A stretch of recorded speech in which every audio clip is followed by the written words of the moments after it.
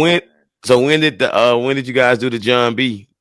So what happened in between us doing when we did Tamar, us doing Tamar and some other stuff we did, Def Jam came to us with a label deal proposition, right?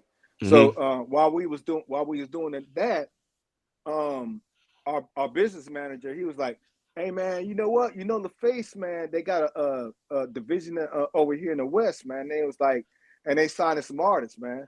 So I want y'all to work on the first artist they got, man. They got this white dude, man, named John B. And it's like y'all remember Someone to Love that Babyface did on him, man, and we was like, yeah, that was dope, man. Mm-hmm. And then I was like, I don't know why that ain't go number one, man. That was number one record to me. They was like, yeah, and then because he was brand new or whatever. Then so y'all need to come up with something. I'm gonna get him down here tomorrow, man. I was like, okay. So what happened was is we did a record that night. We went to the crib and then we came back early and we did a couple more records just in case he wanted to do an up tempo first or whatever, right? Mm-hmm. So when he walked in, we was still putting some finishing touches on They Don't Know. So John was like, "What's that?" So we was like, "That's for you, man." So man, he took his jacket off and went straight in the booth, man. And we just wrote it right there, man. We just bouncing back and forth. We didn't write nothing down, not a single lyric, man. We did the whole record just like heard about my past because he was going da da da da da da da. And then So I he was like, came over the "Oh, top line. yeah." He came up with the melody, and then Mm-hmm. I start saying some words, and then he starts saying some words. Then Mm-hmm. Bob will say something, and then he'll say something. Then I'll say something. So we wrote the whole record like that, man. Believe it or Oh, not. how long you think Yep. it took y'all? Took us about 10 minutes, man. It was done. We was going to an up tempo. So that other record that's on there, Bad Girl, we went to that, man, that same night. And then we finished that the next day. And then he went back to California, man. Man, we had two records. do you not know the impact of that song? Man, you know what, man? Hey, you know what? Back then, we just doing records. We was young, so we didn't know, man. We just doing records, man. Hoping that we get one to land on the album, man. We weren't even thinking first single, number one, this and that. But you know when it went number one, then when it went double platinum, we was like, you know what, man? This is crazy right here, man. Like we can actually, if we follow what we did on They Don't Know, because that was, I ain't gonna even lie, man. Like that was from LA, man. Because LA was telling us, y'all making people, man, do too many ad libs, man, and y'all doing too many chords in y'all records, man. Y'all need to kind of pull back a little bit. So the first one we did that Mm, on is They Don't Know.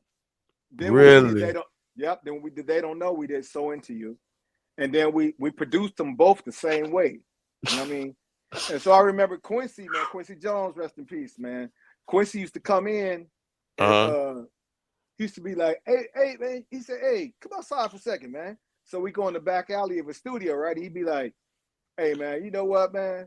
No, this was the second day because he came back and I was in there. I was in there like early in the morning. He came in there and he was like, dang, what time you get here? I said, about like 4 in the morning. He was like, yeah.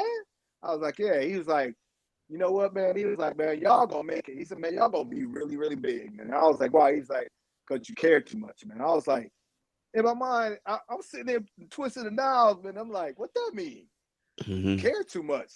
But you know what it was like he was saying, like, you can never, it's just like your kid. You can never care and love your kid too much. You know what I'm saying? Hmm. It's like, it's not a, it ain't no measurement where you say, I love my kid this much. You know what I mean? Or this much. It's unlimited how much you love your kid. You know what I'm saying? Hmm. It's like it's you'll do anything for them. It's the same thing with records. It's like when you love your production so much, there's nothing that you would do to make sure it's perfect in your eyes and in your ears. You know what I'm saying? So that's how I think what he was getting at. So he was like, so after he said that, he had me come outside. So I was talking to him and he was like, hey man, I'll catch y'all later, man. And then he started walking down the street. He was like, and then we was like, where you going, man? He was like, oh man, he was like, my driver right here, man. I don't drive, man. He just got in the limo and took off, but he didn't even know how to drive. Did you know he didn't even know how to drive, No, man? I didn't know that. No lie, man. Ask anybody that know him, man. And they're gonna tell you, man, he did not know how to drive a car, man. That's He had, crazy. he had a driver, man. So That's from crazy that, and hard at the same time, though. yeah. So from that record on, He used to call us every day, man, like giving us like little bitty tidbits and all that. But before his label, before he shut it down, Sowing to You was the last biggest hit. It was the last one. Wow. Yeah. So that make me feel good, man, that, man, like I gave one of my, he was like one of my heroes back in the day.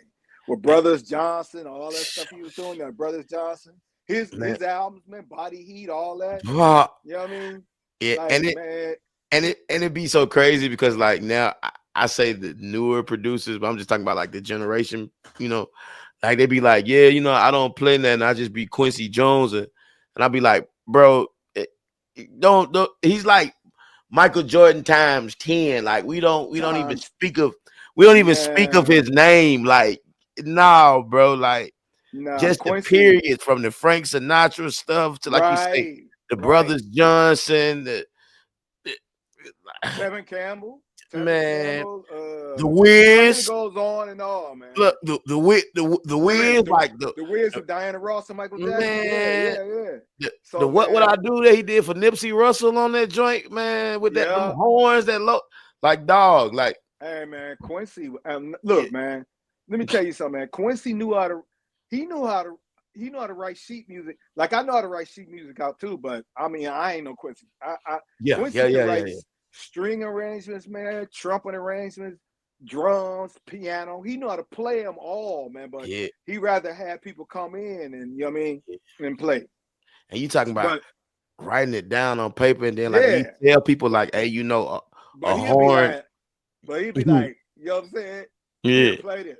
And when you tell him like a horn is written in this key and this instrument is written in this key, and you still have to be able to process that and to write that down. That dude was unbelievable, man. I'm telling you, man. He was unreal, man.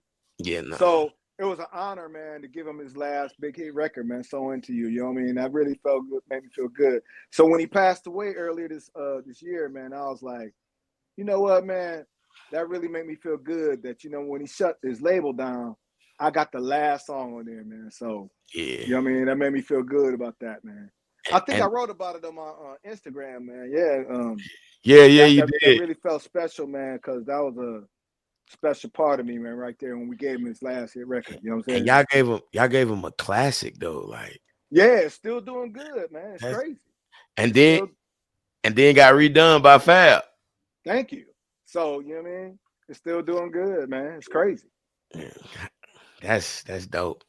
Yeah, man. That's dope. That's like one of our biggest. Matter of fact, I think that's one of our biggest performer ones on BMI, man. Oh wow. Like, so when they send a check every 3 months, when you can look at it, it's like it's either 2 or 3 every time. Man, that's hard. No, 1, 2, or 3. Matter of fact. That's hard. That's crazy, hard. Man. So that record gonna outlive me and you, man. That joint is crazy, man. Nah, man.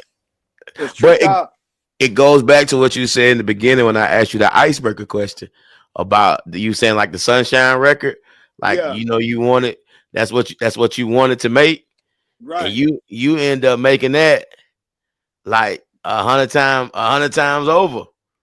Man. Hey, you know what, man? It's like. I didn't know, man. I didn't know I was doing that, man. I just didn't know. I was too young, man. Shit, I like right here. Count. What's going on, everybody? Do you guys need music equipment? Well, guess what? In my description box, there's a link to my Z-Sounds account.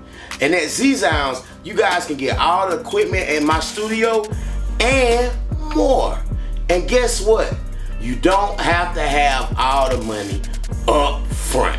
They can spread the payments out over 12 months. And they're not doing no background or no credit check.